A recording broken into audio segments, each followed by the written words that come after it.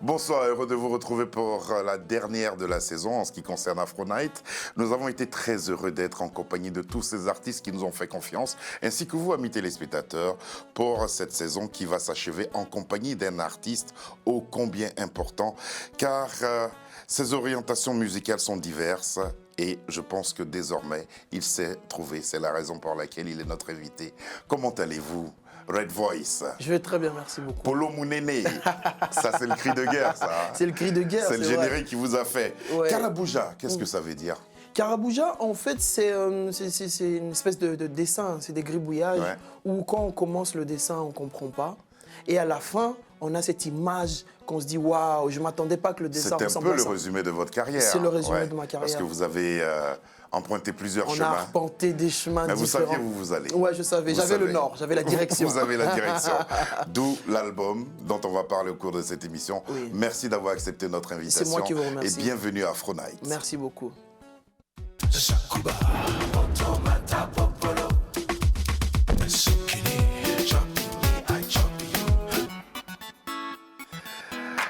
Je l'avais dit, et je l'ai ainsi appelé, Polo Mounene, c'est le titre d'une chanson qui a fini par imposer Red Voice en RDC et un peu partout en Afrique.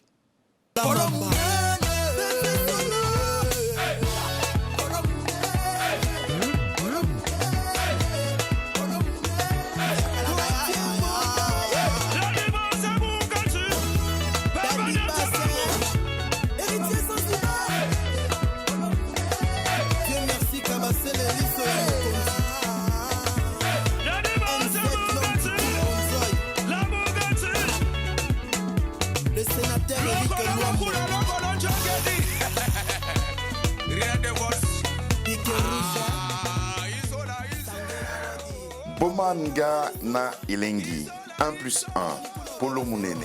Voici des titres qui vous ramènent chez vous. Oui.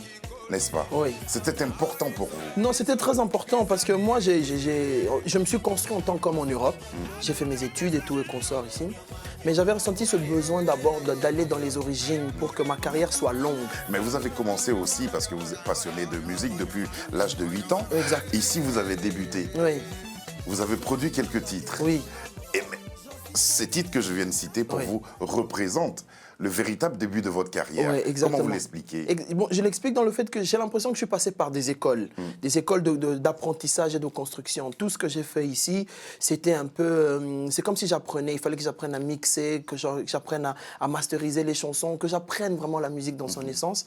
Et quand j'ai décidé maintenant de rentrer en Afrique, c'est là que la chanson a commencé. On est rentré dans le... Il y a un désir, il y a un désir, il y a un besoin de retourner en Afrique. Il y a un besoin. Ça se manifeste comment? Je le ressens, parce que, comme j'ai dit, hein, je suis en train de voir une longue carrière.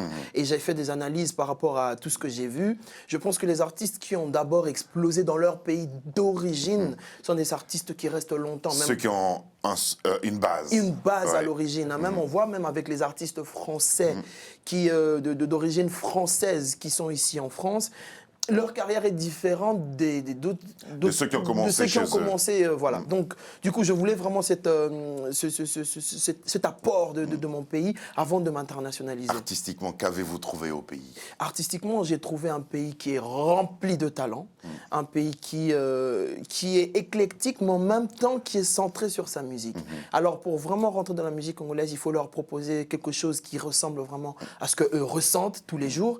Et après, leur validation, leur cachet, là maintenant, te donne un peu le visa pour te dire, bon, maintenant, tu peux partir dans le monde. Et vous pouvez partir dans le monde. C'est ainsi que vous avez décidé d'attaquer la promotion à travers le monde. Oui.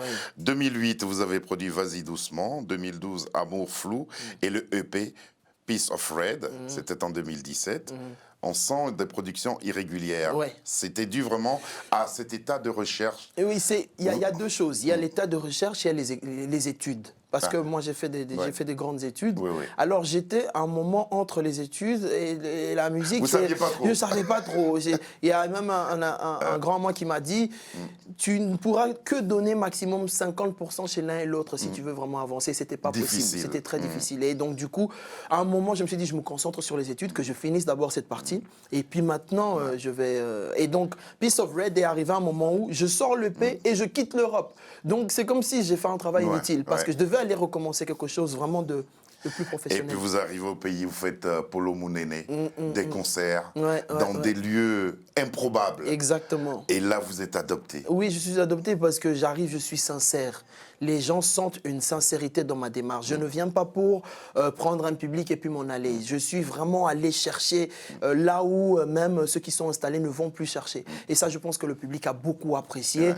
Et ils se sont dit, en réalité, ce mec, il mérite notre bénédiction. Les téléspectateurs doivent se poser des questions quant au masque, on en parlera tout à l'heure.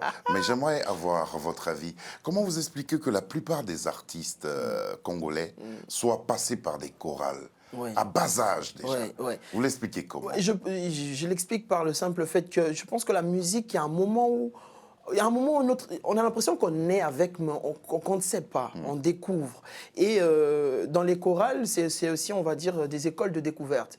Il y a des gens qui se découvrent et se disent « Oh tiens, ben, je suis à l'aise dans la musique, pourquoi pas aller plus loin ?» On ne se dit pas directement que je vais en faire un métier, mais on se dit « Je vais peut-être aller plus loin tester ». Et finalement, petit à petit, ben, on se rend compte que c'est tout un métier. Ça a été votre cas. Ouais. On va parler encore des différentes orientations musicales et des différentes recherches que vous faites à propos de votre carrière. Mais prenons le temps d'écouter Yumanayo et puis Korobo.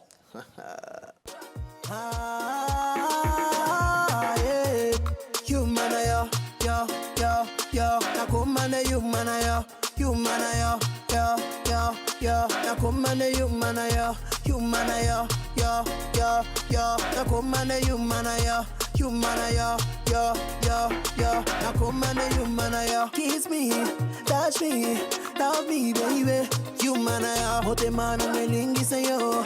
Hotemano nakumane Yuma. Kiss me, touch me, love me, baby. Yumanayo, hotemano melingi sayo. Hotemano melingi. Je te suis aveuglement. Chérie nangana lela yonatina. Maman m'a dit va doucement. Les loya yo lobi ya moninga. Faso yo yo sala kangai. Loketo na yo ezangane mokuwa. Faso yo yo lamba kangai. Tika bambana na yo ba yo kazua. Yumanayo, yo, yo, yo, nakumane Yumanayo, Yumanayo, yo, yo, yo, nakumane Yumanayo.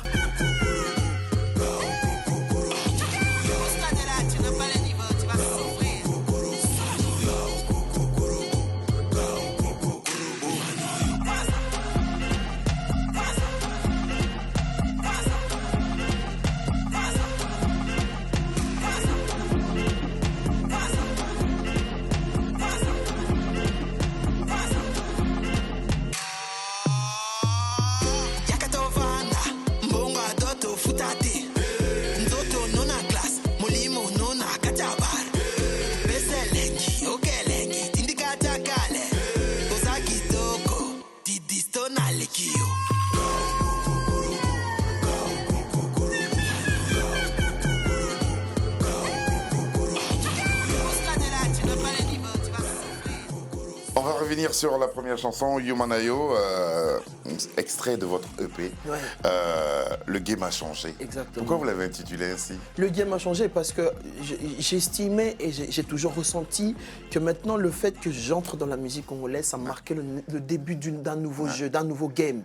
Donc j'ai dit le game a changé parce qu'avec moi, ça sera plus pareil. Mais jouer, on joue avec les autres ou c'était votre jeu personnel? Non, c'est un game, on joue nous tous. Ouais, d'accord. Mais il y a des fois, quand il y a un joueur qui rentre, ça change complètement la configuration du game. C'est comme quand vous jouez un match de foot et que Cristiano Ronaldo entre dans le match de foot, le game a changé. Ah, le game a changé.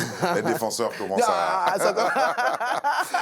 Et puis, avec ce titre, Korobo, on découvre un autre personnage qui, on dirait, aidé par le masque qu'il porte, lui donne une certaine assurance. Est-ce que j'ai bien vu les choses? Non, c'est pas mal vu parce que le masque, en fait, si tu veux, même dans la naissance du masque même, j'étais en train de faire des séries de... Qu'incarne-t-il pour vous, Ouais, ce masque? le masque, pour moi, ça incarne le mec qui...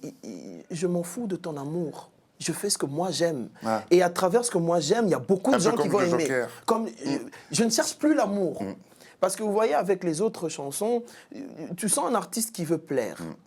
Avec le masque, c'est un artiste qui veut être authentique, qui veut être réel. Et même, j'ai regardé les images, je me suis dit, on sent la confiance qui s'installe quand on est en Black Joker. Mais aidé par le Black Joker, justement. Oui et non, parce qu'on peut se dire, c'est peut-être Parce que quand on se grime, quand on se déguise, on joue un personnage, on n'est plus soi. Mais je pense que le fait de jouer un personnage, ça reflète une partie de votre vraie personnalité que tu ne mets pas en évidence quand tu n'es pas grimé. La timidité peut... Oui, la timidité peut... Voilà, mais avec le Black Joker, c'est que j'ai l'impression maintenant que j'ai des ailes.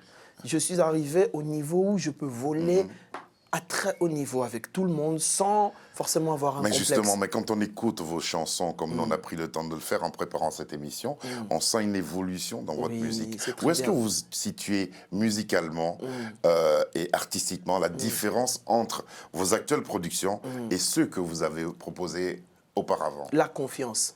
La confiance. C'est juste que... Elle est déterminante pour vous. Oui, c'est très important. Je pense que tu peux mettre le même vêtement. C'est pas l'équipe qui vous entoure, c'est pas les beatmakers. Si, j'ai déjà été entouré par des bonnes personnes, mais il y a ce côté où l'artiste lui-même doit d'abord être confiant.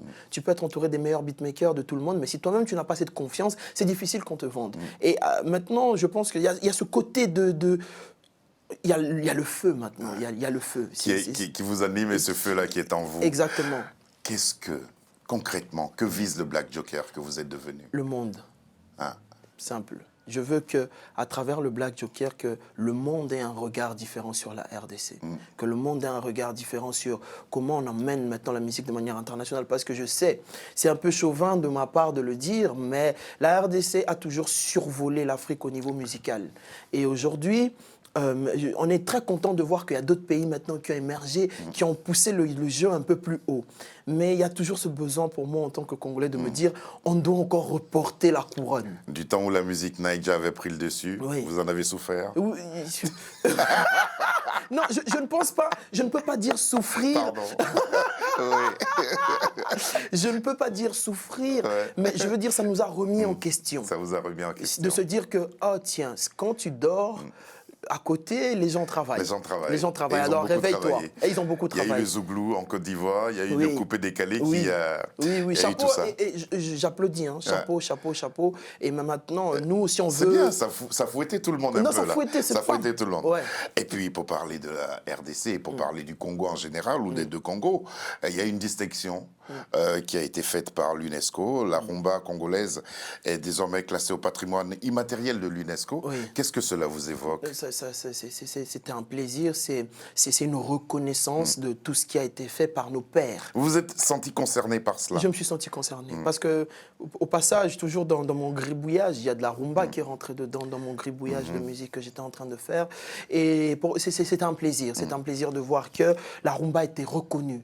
Ça solidifie les bases de nos pères, ce qu'ils ont installé avant nous. Et ça nous permet, nous, maintenant, en tant que jeune génération, de se dire, il y a moyen maintenant qu'on développe encore, qu'on donne des branches à cette musique qui est maintenant internationalement reconnue. Et c'est le combat que vous menez. Ouais, c'est le combat. Et vous avez fait intervenir dans l'une de vos vidéos, vos dévanciers, ces monuments de la musique africaine. On va voir le tout dernier single que vous nous offrez et qui s'appelle Sexy Boom.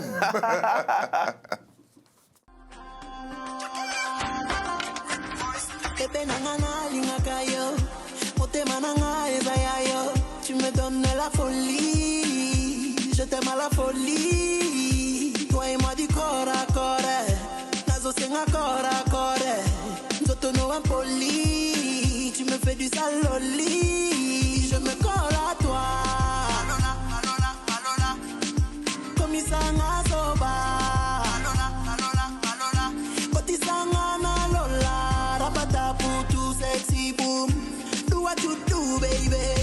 Rapata pour tout sexy boom. You make me sing, baby. La la la la la la la la la la la la la la la la la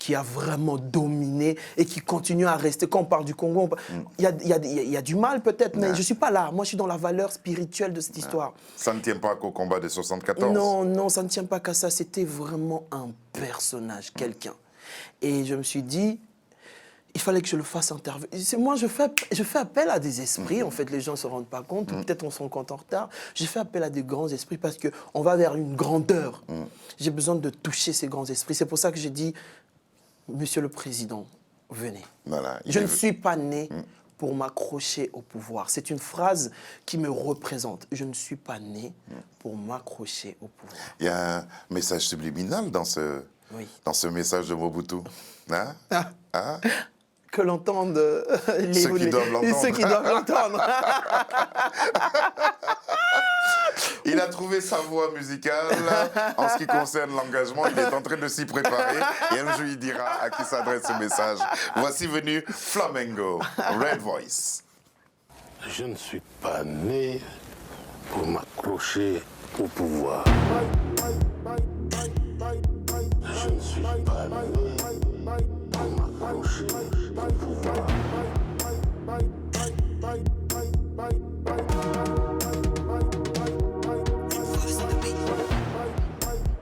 Je veux foutre l'alcool dans mon mojito. Ce soir je fais tomber les rideaux. J'ai ma tête en boule qui m'a chaud. Tu me donnes envie de danser le flamengo. Nako katabino mutu katakata. Nazo mona déjà ndenge bozo banga.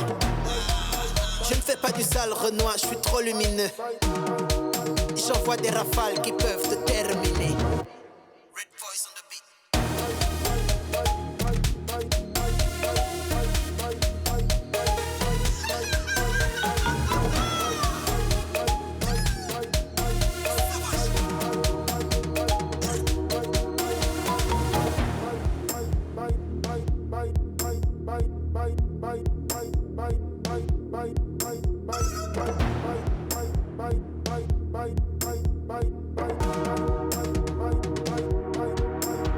Nambango nanga, no chaba drink nanga, no mela bagene nanga, olingi osoni sanga, bebe to bebe te, mwana to mwana te, te ande banana yo, no liaba cheko nanga. Soda moko wakati muninga na ye kolo kolo na kako kolo na ko na ko vande langwende oyo na ko, pas besoin de ton accord, je te fais du corps à corps. Nazo katabino mutu ratata, j'en ai rien à foutre de tous vos dictats. Ma debo, na lingina.